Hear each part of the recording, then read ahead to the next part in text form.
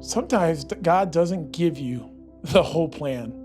You ever been in that point in life where he doesn't give you the entire blueprint? He gives you enough light to literally take the next step. There's a danger in waiting for perfect clarity when God is asking for simple. Let me say this again, simple obedience.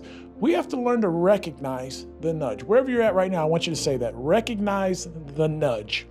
In other words, what do I mean? What keeps coming back to your heart day after day, morning after morning? Stop waiting for perfect conditions. You may never feel, honestly, completely ready in life, but some reason it's time to take the next step, and you don't have to see the whole staircase. Trust God with the results in your life.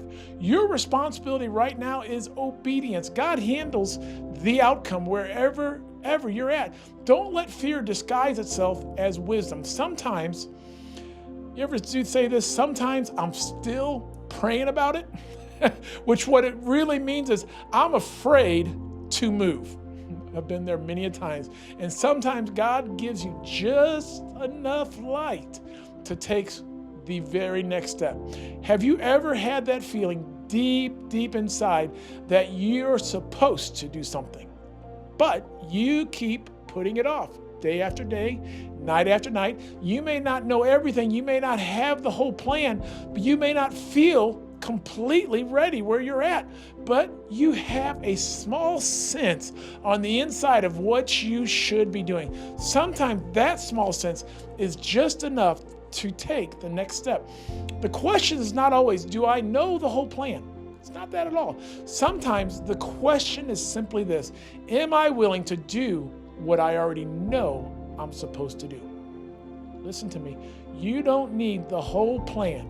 Proverbs 3 verse 4 through 6 says, trust in the Lord with all your heart and lean not on your own understanding. And in all your ways acknowledge him, and he, God, shall direct your paths where you're at today. We often want God to show us, honestly, the entire road before we're willing to even move. But God frequently gives us the next step instead of the entire roadmap. Hebrews 11:8 says, Abraham obeyed God and he went even though he didn't know exactly where he was going. Sound a little familiar? Faith doesn't require knowing everything. Faith requires trusting the one who knows everything. Ask yourself, what has God already shown you? What am I waiting to understand before I obey? And am I asking for more information when God is asking for action? Stop waiting.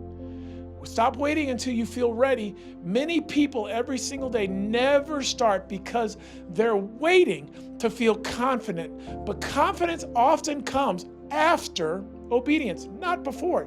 You may say, I don't have, honestly, enough experience. I don't have enough money. I don't have enough connections in my life. I am not ready. What if I fail? But sometimes the next step is simply, watch this, start. You don't have to be completely ready to be completely obedient. God can develop you while you're still moving. Don't ignore the nudge. Sometimes the things you keep thinking about is not random. There may be something you've been sensing. Start that business. Write the book. Make the phone call that you know you're supposed to make. Start the ministry. Honestly, repair that relationship. Apply for the opportunity if it is.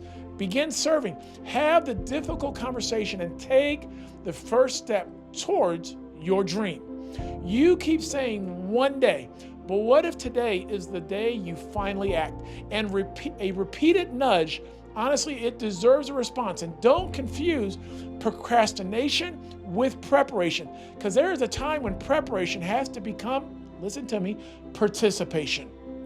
Don't let fear disguise itself as wisdom. Sometimes we say it, and you'll say it again, that I'm just being careful.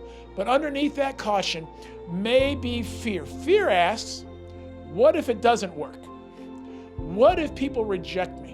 What if I fail? What if I lose something? What if I look foolish in front of everybody around me. Faith asks, what if God is in this thing? Fear wants certainty before God's movement. Let me say that again. Fear wants certainty before movement. Faith moves because it trusts God. Do what you know to do. James 1:22 says, be doers of the word and not hearers only, deceiving ourselves. It's possible to hear God's word, receive good advice, recognize an opportunity, and still do nothing. Information without action doesn't produce transformation. Think about one thing you already know you need to do right now. Don't make a list of 25 things. Pick one and then ask this question. What is the next practical step? Not the entire plan, just the next step. God can direct a moving person. And sometimes we want God to reveal step 2 before we even begin to take step 1. But what if step 2 becomes clear after you take step 1? Think about it. Think about driving late at night and your headlights. They don't show you the entire journey. They only show you enough road to keep moving. God may not show you everything because He wants you to trust Him with the next thing. Obedience, it can create momentum. One small act can change the direction of your life. One phone call, one conversation, one application, one decision, one yes, one step of obedience. Peter had to get out of a boat before he could walk on the water. He couldn't experience the miracle while remaining comfortable in the boat. Sometimes the miracle is on the other side of your willingness to move. Don't let overthinking steal your opportunity. There is, let me say this, a difference between thinking something through and thinking yourself out of it. Oh, wait a minute. Let me say that one more time. There is a difference about thinking something through and thinking yourself out of it. You can analyze something so much that you talk yourself out of doing what you already knew you should do. Ask yourself, am I genuinely waiting on God, or am I afraid to move? That question right there exposes a lot, because what should you do right now? It literally, honestly, is simply this. I want you to take 5 minutes and write down, number 1, what have I been sensing? Say it again. Write this down. What have I been sensing? What keeps coming back to my heart? Number 2, what have I been avoiding? What have I been putting off? Number 3, what is my next step? What can I actually do in the next 24 to 48 hours? Number 4, who can help me? Who can encourage, mentor, pray with, hold me accountable? Number 5, when will I do it? Put a date and a time on it. Don't just write down something, schedule it. Maybe you don't have, honestly, the whole picture. Maybe you don't know exactly how it's going to work out. Maybe you're still nervous, which is quite okay. That's all right. You don't need to know everything. You just need to be willing to do the next thing you know you're supposed to do. If you have even a small sense inside of you that you should be doing something, don't ignore it. Pray about it. Seek wise counsel in your life.